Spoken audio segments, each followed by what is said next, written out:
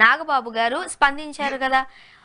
ఎటువంటి స్వలాభం ఆపేక్షించకుండా కేవలం ప్రజల సంక్షేమం కోసమే పోరాడే నా నాయకుడు ఉన్నాడు, నా నాయకుడు వెంటే నేను ఉంటాను, ఎటువంటి పదవులు నేను ఆశించడం లేదు అని తను మాట్లాడారు, తను చెప్పారుగా. ఏం చెప్పారు? ఎవరు స్వలాభం ఆశించిన నాయకుడు? పవన్ కళ్యాణ్. ఆయన నాగబాబు గారు చెప్పారు ఆ మాట.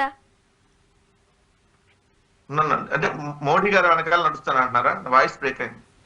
నాగబాబు గారు ట్విట్టర్ వేదికగా, ఎక్స్ వేదికగా ఏం చెప్పారనంటే, నా నాయకుడికి ఎటువంటి స్వలాభం ఆపేక్షించరు, కోరుకోవట్లేదు, సో కాబట్టి నాకు కూడా ఎలాంటి పదవులు వద్దు, నా తమ్ముడు వెంట అంటే నా నాయకుడి వెంటే నేను కూడా ఉంటాను, మాకు ఎలాంటి పదవులు వద్దు, మేము కోరుకోవట్లేదు అని అన్నారు. ఇవి సహజంగానే మాటలే, మనకు తెలిసిన విషయమే. రాజకీయాలలో వద్దు వద్దునే అంటారు, ఇస్తే తీసుకుంటారు, ఆ విషయం నేను అనట్లేదు. బట్ చెప్పడం అయితే మాత్రం చెప్పారు కదా రాతపూర్వకంగా అంటున్నా. అదే కదా స్నేక్ బాబు, నాగబాబే కదా మీరు మాట్లాడారు. నాగబాబు అన్నాడు, ఆయనే కదా మన అలిగింది. ఎప్పుడు మన Anakapalli MP seat CM Ramesh కి ఇస్తున్నా అలిగి 2-3 రోజులు దూరంగా ఉంది. ఇదే నాగబాబు గారే కదా.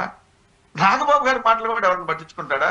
నా పిచ్చి నా ఇష్టం నా ఛానల్ పెట్టాడు కదా. అంతకుముందు పిచ్చి ఎక్కినట్టు పిచ్చి మాటలే మాట్లాడతాడు. స్వలాభం ఆశించట్లేదు అన్నాడు. ఆశించినప్పుడు మనం మీరు తీసుకోమాకండి. మీ పార్టీలో ఇంకా కష్టపడి నాయకులకి ఉంటారు, పొద్దున ఉన్న పదవులు ఎందుకు తీసుకుంటారు మరి? అరే టీటీడీ చైర్మన్ ఆశించింది మీరే కదా నాగబాబు గారు. అది ఇవాళ అది లోకేష్ ఎగిరిద్ది అన్నాడు, మీకు కుదరదని చెప్పి ఆ TV5 నాయుడు గారికి ఆల్రెడీ మేము పెద్ద ప్యాకేజ్ కుదుర్చుకున్నాం, ఆయనకి ఇస్తున్నా అని చెప్పారు, ఆయనకి ఇచ్చారు. ఇప్పుడు మీరు రాజ్యసభ అడుగుతున్నారు, అది కుదరదు అంటున్నారు వాళ్ళు. మళ్ళీ మీరు స్వలాభాలు ఆశించరు, అసలు మేము అంత నీతి పనులు లేరు, ఈ కబుర్లు ఎందుకు మాట్లాడతారు? ఓ పని చేయండి, మీ నీతి నిజాయితీ అసలు మీరు ఆశించాలైతే పవన్ కళ్యాణ్ ఉప ముఖ్యమంత్రి తీసి జనసేనలో ఇంకో ఎమ్మెల్యేకి ఇవ్వండి ఆ ఉప ముఖ్యమంత్రి. మీరు ఆశించరు కదా పదవులు, మరి ఇచ్చేయండి. అది ఎందుకు మీ దగ్గర పెట్టుకున్నారు?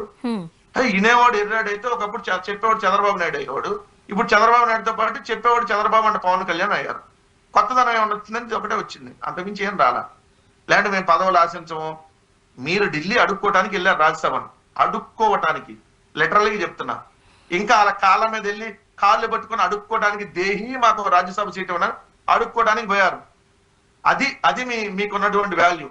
చంద్రబాబు నాయుడు మేము బీజేపీకి జనసేన కలిపి ఒకటే ఇస్తాం, మీరు కొట్టుకోండి, మీరు తిట్టుకోండి, మీరు సావండి, ఒకటే ఇస్తామంటే అక్కడికి వెళ్ళి ఢిల్లీ వాళ్ళ కాళ్ళు పట్టుకోవడానికి వెళ్ళారు. అంతకుమించి మీరు రాష్ట్ర ప్రయోజనాలు ఏంది?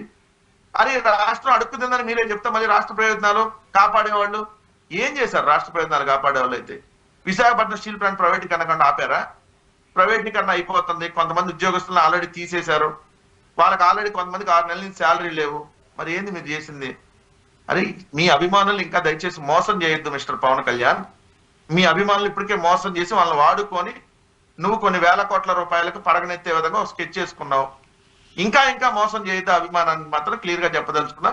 వీళ్ళ వల్ల రాష్ట్రానికి ఒదిగేది ఏమీ లేదు. ఈ 6 నెలల కాలంలో వీళ్ళు ఎంత ఘోరాలు చేశారు, ఈ రాష్ట్రం ఎంత అధోగతి పాలైంది, ఈ రాష్ట్రం ఎంత వెనకబడింది, స్కూళ్ళు ఎలా వెనక వెళ్ళిపోయినాయి, ఎలా ఈ రోజు గవర్నమెంట్ మెడికల్ కాలేజ్ ప్రైవేట్ పరం చేస్తున్నారు, ఈ రాష్ట్రంలో ఈ రోజు 67,000 కోట్లు ఈ 6 నెలల కాలం ఎలా అప్పు చేశారు, ఈ రాష్ట్రం ఎంత తిరోగమనం దిశలో ఉందనేది క్లియర్ గా కనపడింది. ఇంకా వీళ్ళు ఎన్ని రకాలుగా కబుర్లు చెప్తామన్నా ప్రజలు నమ్మేటటువంటి పరిస్థితిలో లేరు.